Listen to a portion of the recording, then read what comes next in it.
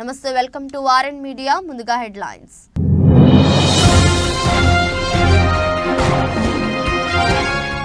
తైవాన్లో భారీ భూకంపం, సునామీ హెచ్చరికలు జారీ.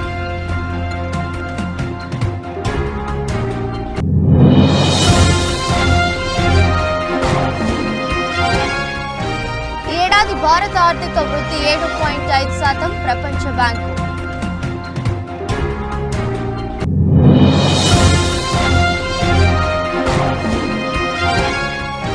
బీజాపూర్ ఎన్కౌంటర్, 13కు చేరిన మృతుల సంఖ్య.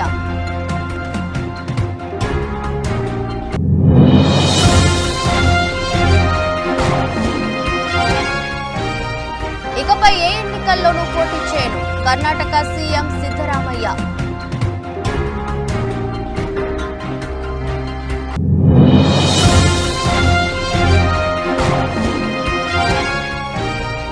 నిప్పులు కక్కుతున్న భానుడు, ఏప్రిల్లో తొలినాళ్లోని రోళ్లు పగిలేలా ఎండలు.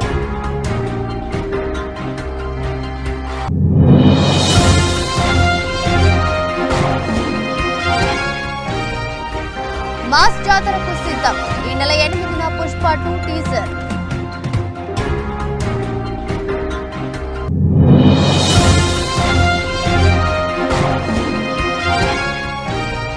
మయాంక్ మెరుపులు, బెంగళూరు బ్యాటర్లను ఆటాడుకున్న లక్నో పేసర్.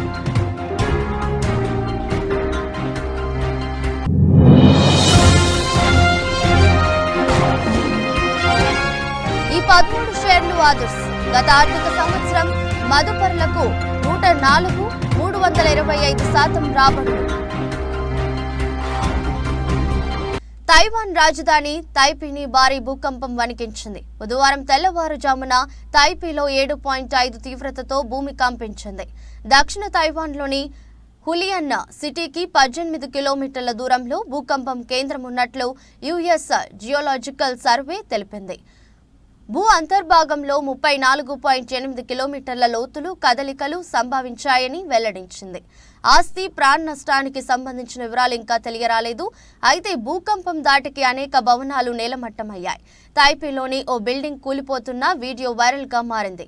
గత 25 ఏండ్లలో భారీ భూకంపం రావడం ఇదే మొదటిసారని అధికారులు తెలిపారు.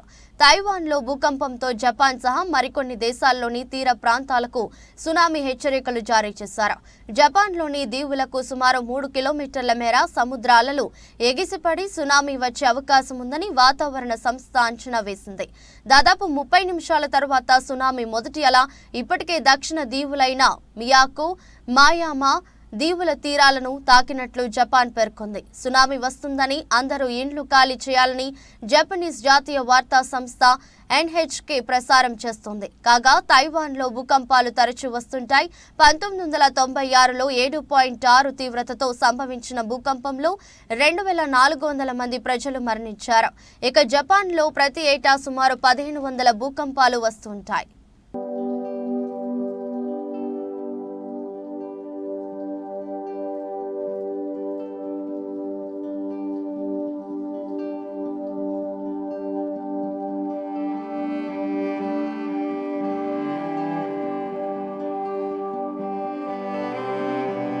ఈ ఏడాది భారత ఆర్థిక వృద్ధి 7.5% ఉంటుందని ప్రపంచ బ్యాంక్ అంచనా వేసింది. గతంలో ఇదే ఆర్థిక సంవత్సరానికి వేసిన అంచనాలను ఆ బ్యాంక్ మార్చివేసింది. అయితే ఈ ఏడాది దక్షిణాసియాలో ఆర్థిక వృద్ధి బలంగా ఉందని, అది 6% ఉంటుందని కూడా ప్రపంచ బ్యాంక్ వెల్లడించింది. భారత్లో వృద్ధి జోరుగా ఉందని, ఇక పాకిస్తాన్, శ్రీలంక దేశాల్లోనూ ఆశించిన దానికన్నా ఎక్కువ స్థాయిలో రికవరీ ఉందని వరల్డ్ బ్యాంక్ అంచనా వేసింది. సౌత్ ఏషియా డెవలప్మెంట్ రిపోర్టులో ఈ విషయాన్ని తెలిపారు. రాబోయే 2 ఏళ్లలో దక్షిణ ఆసియాలో ఆర్థిక వృద్ధి ప్రపంచంలోనే అత్యంత వేగవంతంగా ఉంటుందని రిపోర్టులో పేర్కొన్నారు. 2025 నాటి సౌత్ ఏషియాలో వృద్ధి 6.1%గా ఉంటుందని అంచనా వేశారు.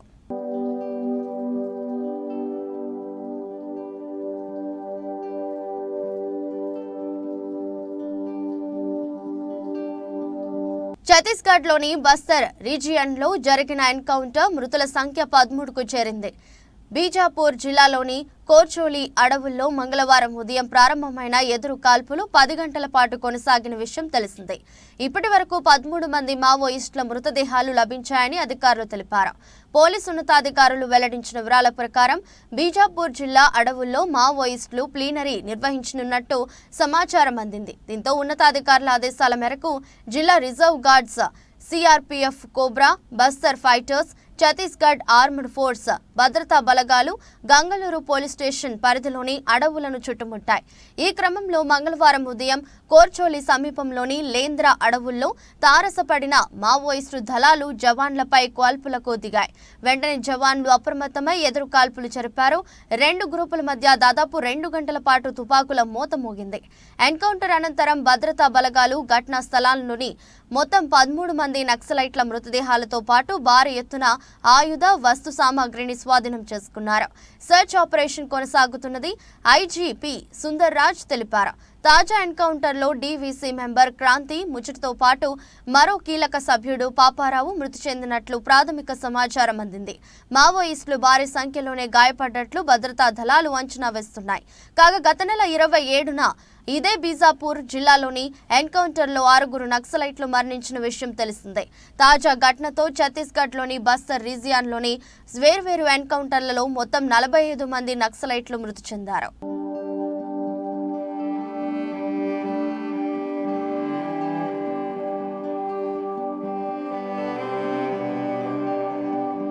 ఇకపై తాను ఏ ఎన్నికల్లోనూ పోటీ చేయబోనని కర్ణాటక సీఎం సిద్ధరామయ్య మంగళవారం పేర్కొన్నారు. మైసూరులో ఆయన మాట్లాడుతూ వచ్చే అసెంబ్లీ ఎన్నికల్లో వరుణ నుంచి మరోసారి పోటీ చేయాలని ప్రజలు కోరుతున్నారని తెలిపారు. ప్రస్తుతం నా వయసు 77 ఏండ్లు. ఇకపై తాను ఏ ఎన్నికల్లో పోటీ చేయబోనని కర్ణాటక సీఎం సిద్ధరామయ్య మంగళవారం పేర్కొన్నారు. మైసూరులో ఆయన మాట్లాడుతూ వచ్చే అసెంబ్లీ ఎన్నికల్లో వరుణ నుంచి మరోసారి పోటీ చేయాలని ప్రజలు కోరుతున్నారని తెలిపారు. ప్రస్తుతం నా వయసు 77 ఏండ్లు. వచ్చే అసెంబ్లీ ఎన్నికల్లో సమయానికి 81, 82 ఏండ్లు వస్తాయి. అప్పుడు నా ఆరోగ్యం సహకరించదు. ఉత్సాహంగా పనిచేయగలనా? ఇక చాలు అని అన్నారు.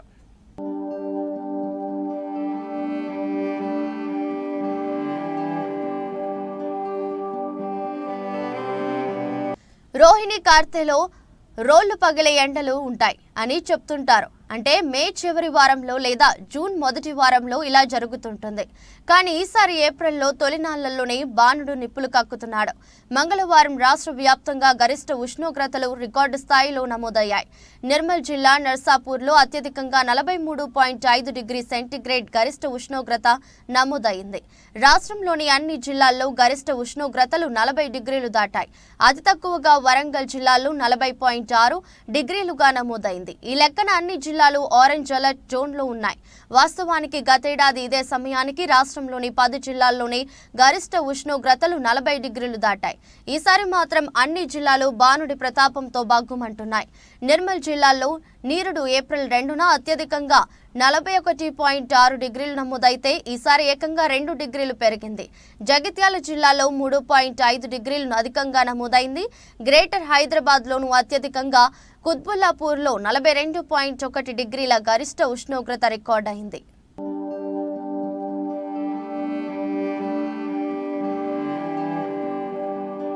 వచ్చే ఎన్నికల్లో సీఎం జగన్మోహన్ రెడ్డికి మద్దతు తెలిపేందుకు వాలంటీర్లు రాజీనామా చేస్తున్నట్లు జిల్లా బీసీసీల అధ్యక్షులు పైల రమేష్ అన్నారు. మంగళవారం సాయంత్రం కె వెంకటాపురంలో వైసీపీ అభ్యర్థి కంబాల జోగులు సమక్షంలో 23 మంది వాలంటీర్లు మూకుమ్మడి రాజీనామా చేశారు. ఈ సందర్భంగా రమేష్ మాట్లాడుతూ వచ్చే ఎన్నికల్లో జగన్మోహన్ రెడ్డిని సీఎంగా, కంబాల జోగులను ఎమ్మెల్యేగా గెలిపించుకోవడానికి కృషి చేస్తామన్నారు. ఈరోజు జగనన్నకి మద్దతుగా మా గ్రామ సచివాలయ వాలంటీర్లు కూడా వాళ్ళ యొక్క వాలంటీర్గా జాయిన్ చేస్తున్నారు. రేపు పొద్దున్న జగనన్న ప్రభుత్వం వస్తేనే మరి మిగిలిన వాళ్ళు జాయిన్ అవుతారు. ఈ రోజు నుంచి వాలంటీర్ వ్యవస్థ కానీ వాళ్ళకి ఎటువంటి సంబంధం లేదు. మా ధ్యేయం స్థానికంగా కంబాల జోగులు ఎమ్మెల్యే అవ్వాలి, అలాగే జగన్మోహన్ రెడ్డి సీఎం అవ్వాలి. వాళ్ళిద్దరు గెలిచినప్పుడే మేము మళ్ళీ వాలంటీర్గా జాయిన్ అవుతాం తప్ప ఆ జనం పక్షంలో ఈ వాలంటీర్ ఉద్యోగం మాకు లేదు. జగన్మోహన్ రెడ్డి మద్దతుగా మన జోగులను మద్దతుగా మా గ్రామ సచివాలయం తీర్మానం చేసుకొని రిజైన్ చేయడం జరుగుతుంది. స్థానిక ఎంపీ సమర్పించలేదు. జై హింద్, జై జగన్. ఎంపీ కేశినేని నాని విమర్శలను ఖండించిన మైలవరం ఎమ్మెల్యే వసంత కృష్ణ ప్రసాద్ పూర్తి వీడియో. నిన్నగాక మొన్న 50 కోట్ల రూపాయలకి జీవో విడుదల చేశారంటే ఇంకా టెండర్ రాకపోవా ఏదైనప్పటికీ రాబోయే రోజుల్లో ఇబ్రహీంపట్నం గడపల్లిలో ఇంటికి కూడా ఇవ్వాలని చెప్పి సమగ్రంగా అన్ని రకాల సర్వేలు చేశారని చెప్తే ఈ ప్రభుత్వంలో ఉన్నటువంటి నిస్సహాయంలో ముందుకు పోలే పరిస్థితి వచ్చింది. సరే, ఇందాక సోదరులు చిన్నిగా చెప్తా ఉన్నారు, మా నాన్న మాట్లాడుతా ఉన్నాడు, ఇట్లా మాట్లాడుతా ఉన్నాడు చెప్పి దురదృష్టకరం. ఎందుకంటే కేసీఆర్ నాని గారు నేను దాదాపుగా 2 దశాబ్దాలు బట్టి సన్నిహిత మిత్రులుగా కొనసాగాం. ఒకే కాలనీలో 10 సంవత్సరాలు కలిసి జీవనం చేశాం. అలాగే ఒకే అపార్ట్మెంట్ లో కింద పైన కార్యాలయాలు కలిస్తున్నాం. ఎప్పుడు కూడా నేను ఆయన నన్ను గౌరవప్రదంగా మాట్లాడేవారు. మొన్నటి వరకు తెలుగుదేశంలో ఉన్నప్పుడు కూడా రాజకీయపరమైన విమర్శలు వచ్చినప్పుడు అందరూ చేసిన ఆయన ఈనాడు మాట్లాడాల. నా దురదృష్టం, నా కర్మ, ఇటుంటే అటు అటుంటే ఇటు ఏదో కొట్టిన మీద బురద మట్టి దుమ్ము తుడి పట్టాలి ఉంది. సరే, నిన్న కేశినేని నాని గారు చెప్తున్నాడు, మైలవరం బట్టిప్రోలు మండలం అక్కివారిపాలెం గ్రామంలో మాజీ మంత్రి నక్క ఆనందబాబు గారి తనయుడు డాక్టర్ నక్క అఖిలేష్ బట్టిప్రోలు మండలం అక్కివారిపాలెం గ్రామ తెలుగుదేశం పార్టీ జనసేన నాయకులతో కలిసి ఇంటింటికి వెళ్లి సూపర్ 6 పథకాలు ప్రచారం. వేమూరు నియోజకవర్గం భావితరాల భవిష్యత్తు కొరకు అహర్నిశలు శ్రమిస్తూ ఎన్ని అడ్డంకులు ఎదురైనా ధైర్యంగా సాహసోపేతంగా ఎదుర్కొంటున్న మన నాయకుడు మాజీ మంత్రి నక్క ఆనందబాబు గారి నాయకత్వాన్ని బలపరిచే ప్రచార కార్యక్రమ ప్రారంభంలో భాగంగా ఉమ్మడి తెలుగుదేశం పార్టీ జనసేన 2024 ఎన్నికల ప్రచార కార్యక్రమం ఈరోజు అమల్తలూరు మండలం మేపర్రు గ్రామానిలోని ఇంటింటికి తిరిగి ప్రజల సమస్యలు తెలుసుకుని బాబు సూపర్ 6 కరపత్రం అందజేసి ప్రజలకు వివరించి వారికి అవగాహన కల్పించిన మాజీ మంత్రి నక్క ఆనందబాబు గారి తనయుడు డాక్టర్ నక్క అఖిలేష్.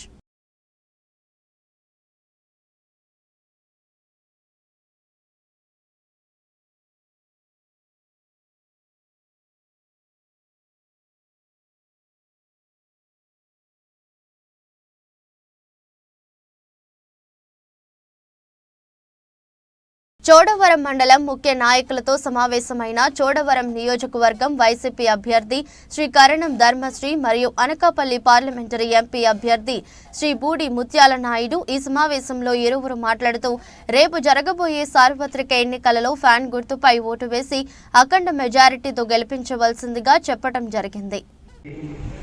అభ్యర్థిగా నన్ను ప్రకటించినప్పటికీ కూడా జగన్మోహన్ రెడ్డి గారు తీసుకున్నటువంటి అత్యంత కీలకమైనటువంటి నిర్ణయం వల్ల మరలా అనకాపల్లి పార్లమెంట్ అభ్యర్థిగా పోటీ చేయడం జరుగుతూ ఉంటుంది. రాష్ట్రంలో ఉన్నటువంటి 25 పార్లమెంటు స్థానాలు, 175 అసెంబ్లీ స్థానాలకు గాను అన్ని ప్రకటన చేసి కేవలం అనకాపల్లి మాత్రమే ప్రకటన చేయకుండా బీసీకి మాత్రమే కేటాయిస్తామని చెప్పి తెలియజేసి అలా ఉంచారు పక్కన. ఓకే. బుచ్చయ్యపేట మండలం ఐదంపూడి గ్రామంలో నూతనంగా తారు రోడ్డు నిర్మాణం పూర్తి చేయడంతో స్థానిక గ్రామ ప్రజలు మరియు నాయకులు కరణం ధర్మశ్రీ గారికి ధన్యవాదాలు తెలిపారు. మళ్లీ కరణం ధర్మశ్రీ గారిని అత్యధిక మెజారిటీతో గెలిపించుకుంటామని అన్నారు. కరణం ధర్మశ్రీ గారు 2019 ఎలక్షన్లో ఇచ్చిన మాట నిలబెట్టుకున్నారు. అదేవిధంగా గ్రామానికి ప్రత్యేకంగా పంచాయతీ ఏర్పాటు చేశారని తెలిపారు. ప్రతి ఇంటికి కుళాయిలు అందించడంలో ఎంతో కృషి చేశారని హర్షం వ్యక్తం చేశారు. ఈ కార్యక్రమంలో స్థానిక సర్పంచ్ పెద్దాడ నాయుడు, నియోజకవర్గ social media co convener, Buchayyapeta సచివాలయం కన్వీనర్ ఐతిరెడ్డి రమణ, సీనియర్ నాయకులు మచ్చకర్ల మహాలక్ష్మి నాయుడు, వార్డు నెంబర్ ముచ్చకర్ల రాజు నాయుడు, మరో వార్డు నెంబర్ మరిసా కొత్త నాయుడు, ఐతిరెడ్డి శ్రీను మరియు గ్రామంలో ఉన్న యూత్ కుర్రవాళ్లు, గ్రామ ప్రజలు, మహిళలు తదితరులు పాల్గొని ఆశ్రమ వ్యక్తం గ్రామ ప్రజలు, మహిళలు తదితరులు పాల్గొని ఎమ్మెల్యే కరణం ధర్మశ్రీకి ధన్యవాదాలు తెలిపారు. 14 సంవత్సరంలోని పోటీ చేసినటువంటి కేఎస్ఎం రాజు గారు ఐకుంపూడి గ్రామానికి భరోసా ఇచ్చారు. మీ ఊరికి తార్ రోడ్ వేయిస్తాను, వాటర్ ట్యాంక్ కట్టిస్తాను, సపరేట్ పంచాయతీ చేస్తాను. 2014 పదవీ కాలం పూర్తి అయిపోయింది. 2019లోని 2009లో చెప్పారు, 2014లో చెప్పారు, 2009లో చెప్పారు, 2014లో చెప్పారు. సో 2 దఫాలు పూర్తి చేసుకొని ఒకటి ఉన్నటువంటి 3 హామీలు ఒక్కటి కూడా హామీ నెరవేర్చలేనటువంటి ఏక నాయకుడు ఎవరైనా ఉందంటే అది కేఎస్ రాజుగారని నిలుపగలం. 2019లోని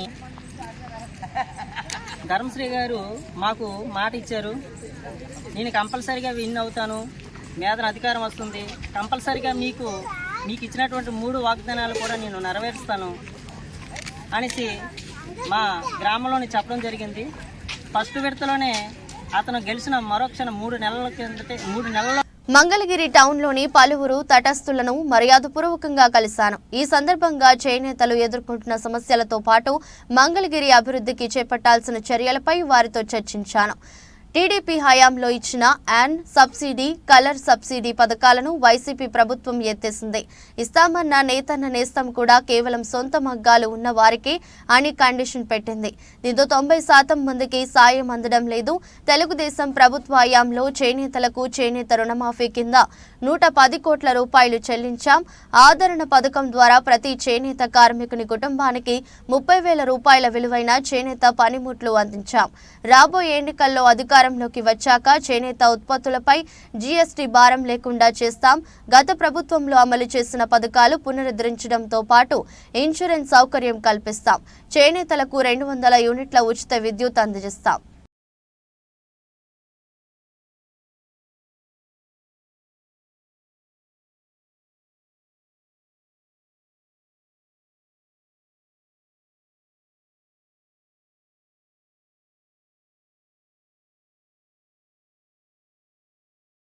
ఇంతవరకు షర్మిల నాయకత్వం చూడలేదు. ఒకేవేళ తెలిసినా అది టీడీపీ కూటమి, అదే అవినాష్ అన్నని 10 సంవత్సరాలుగా చూస్తున్నాం. ఎప్పుడు అందుబాటులో ఉంటాడు?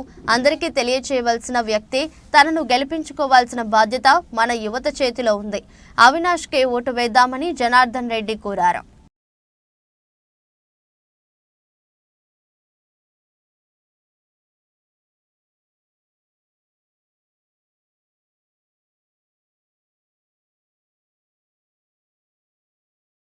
మరోసారి శ్రీ వైఎస్ జగన్మోహన్ రెడ్డి గారికి అవకాశం ఇస్తే మరింత అభివృద్ధి సాధ్యమవుతుందని, 58 నెలల పాలనలో సాహసోపేతమైన సంక్షేమ పథకాలకు అమలు చేసి అర్హులైన ప్రతి ఒక్కరికి అందించిన ఘనత జగనన్నకు దక్కుతుందని వైఎస్ఆర్సీపీ ముఖ్య నేతలు మాదిగనేని ఉమామహేశ్వర నాయుడు, బోయా తిప్పేస్వామి అన్నారు. కళ్యాణదుర్గం మున్సిపాలిటీ పరిధిలోని 13వ వార్డులో పార్టీ నాయకులతో కలిసి అనంతపురం ఎంపీ కళ్యాణదుర్గం నియోజకవర్గ వైఎస్ఆర్సీపీ ఎమ్మెల్యే అభ్యర్థి డాక్టర్ తలారి రంగయ్య గారికి మద్దతుగా ఎన్నికల ప్రచార కార్యక్రమాన్ని నిర్వహించారు.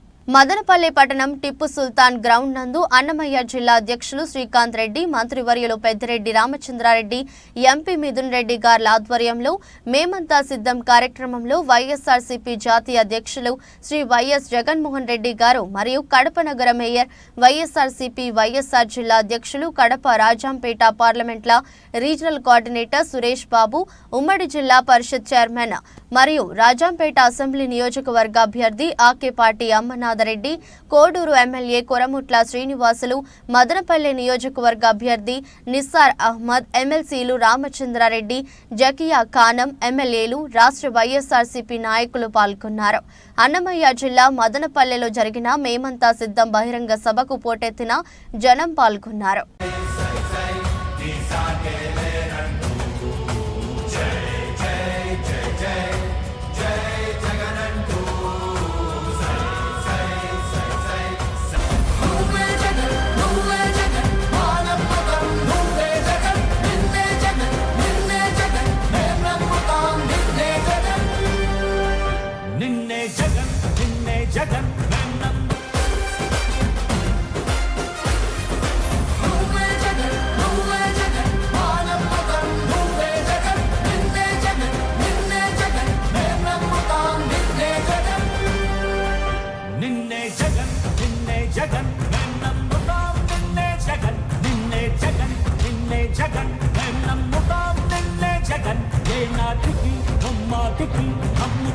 కంబదూరు మండల కేంద్రంలో పింఛన్ డబ్బుల కోసం వృద్ధుల అగచాట్లు పడుతున్నారు.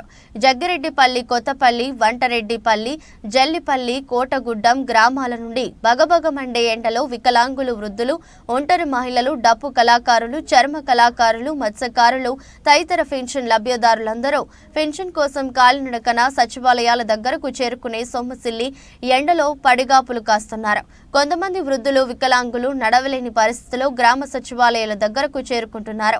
గత 5 ఏళ్ల జగనన్న ప్రజాపాలనలో ఇంటి దగ్గరికి వాలంటీర్లు వచ్చి పెన్షన్ అందించే వాళ్ళని మళ్లీ వాలంటీర్ వ్యవస్థ ద్వారా పెన్షన్ కార్యక్రమాన్ని కొనసాగించాలని వృద్ధులు వేడుకుంటున్నారు.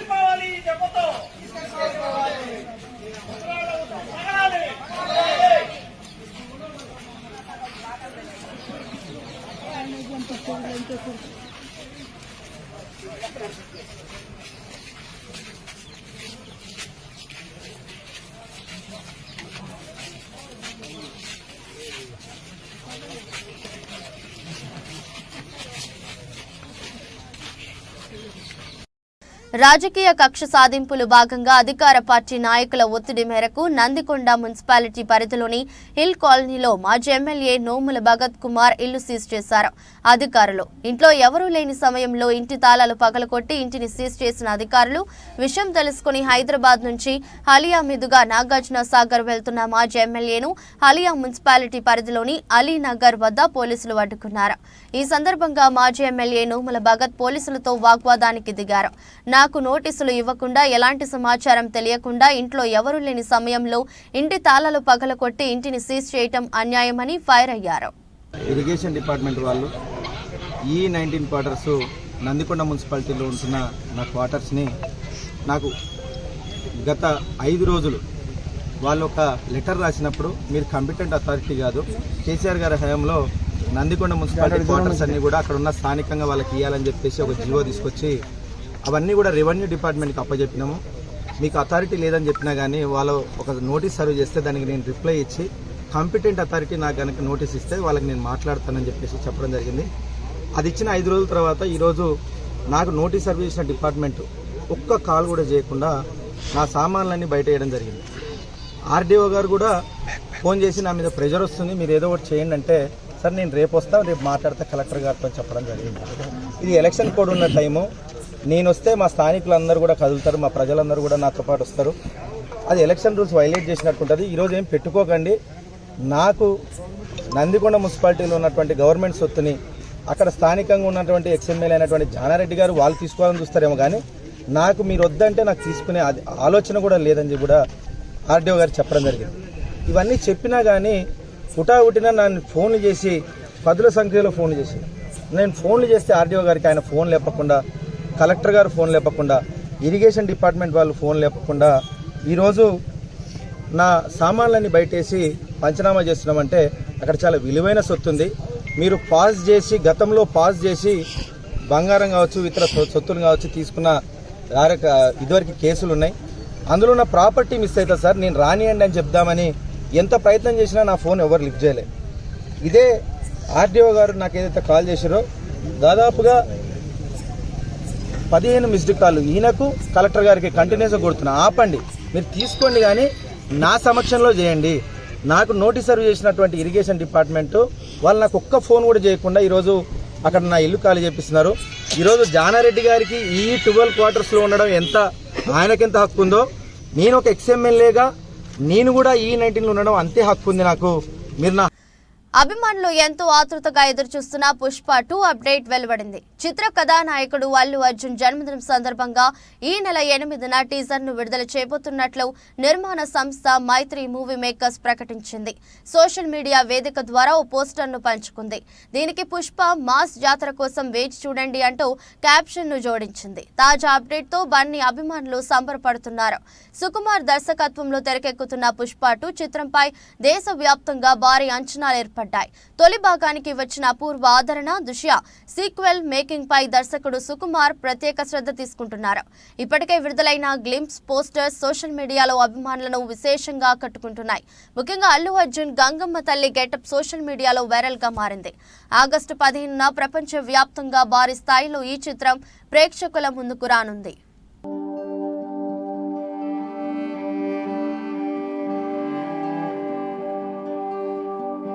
ఐపీఎల్ 17లో రాయల్ ఛాలెంజర్స్ బెంగళూరు సొంత మైదానం వరుసగా రెండో ఓటమిని మూటగట్టుకుంది. లక్నో యువ సంచలనం మయాంక్ యాదవ్ పేస్ కు ఆర్బీసీ టాప్ ఆర్డర్ పెవిలియన్ కు క్యూ కట్టడంతో బెంగళూరుకు రెండో ఓటమి తప్పలేదు. బెంగళూరు వేదికగా జరిగిన మ్యాచ్ లో టాస్ ఓడి మొదట బ్యాటింగ్ చేసిన లక్నో నిర్ణీత 20 ఓవర్లలో 5 వికెట్ల నష్టానికి 181 పరుగులు చేసింది.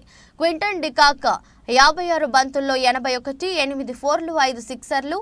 నికోలస్ పూరన్ 21 బంతుల్లో 40 నాట్అవుట్, 1 4, 5 సిక్సర్లు మెరుపులు మెరిపించారు. అనంతరం ఛేదన్లో ఆర్సీబీ 19.4 ఓవర్లలో 153 పరుగులకే ఆల్అవుట్ అవడంతో లక్నో 28 పరుగుల తేడాతో విజయం సాధించింది. ఆ జట్టు తరపున మహిపాల్ రోమ్రర్ బంతుల్లో 33, 3 ఫోర్లు, 3 సిక్సర్లు. Top scorer player of the match Mayank Yadav 3/14 ఓవర్లు వేసి 14 పరుగులే ఇచ్చి 3 వికెట్లు పడగొట్టి ఆర్సీబీ పతనాన్ని శాసించాడు.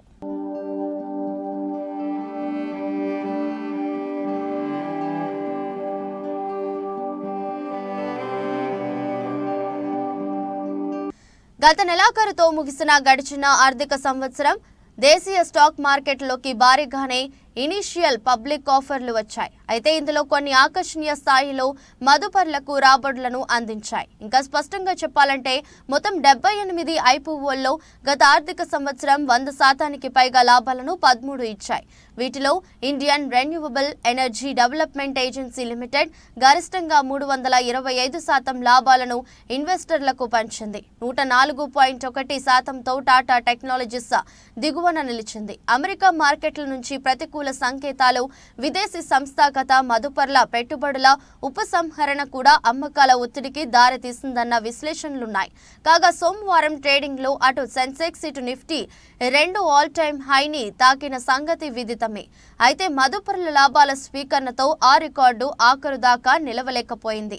ఇదిలా ఉంటే టెక్నాలజీ, ఐటీ, టెలికాం, బ్యాంకింగ్ సూచీలు 0.71% నుంచి 0.19% వరకు కోల్పోయాయి. Kotak Mahindra, ICICI bank, HCL technologies, Infosys, TCS, Wipro, Tech Mahindra, LNT షేర్లు భారీగా నష్టపోయాయి.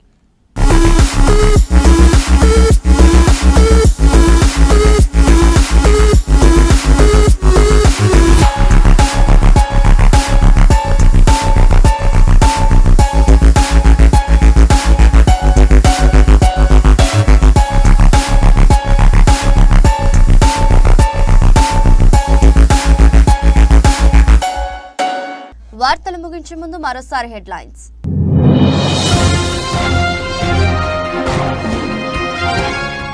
తైవాన్లో భారీ భూకంపం, సునామీ హెచ్చరికలు జారీ.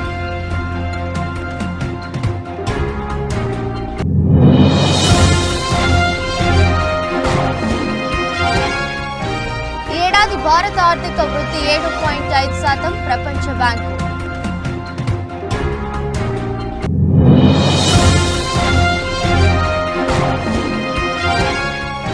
బీజాపూర్ ఎన్కౌంటర్, 13కు చేరిన మృతుల సంఖ్య.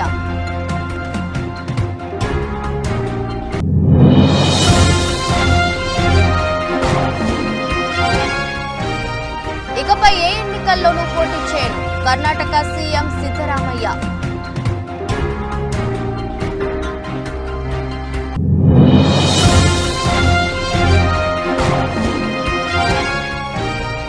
నిప్పులు కక్కుతున్న భానుడు, ఏప్రిల్లో తొలినాల్లోనే రోళ్లు పగిలేలా ఎండలు.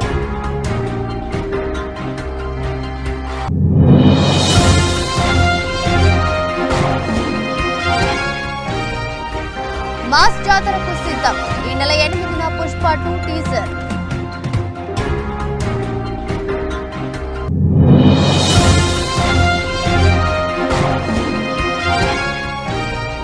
మయాంక్ మెరుపులు, బెంగళూరు బ్యాటర్లను ఆటాడుకున్న లక్నో పేసర్.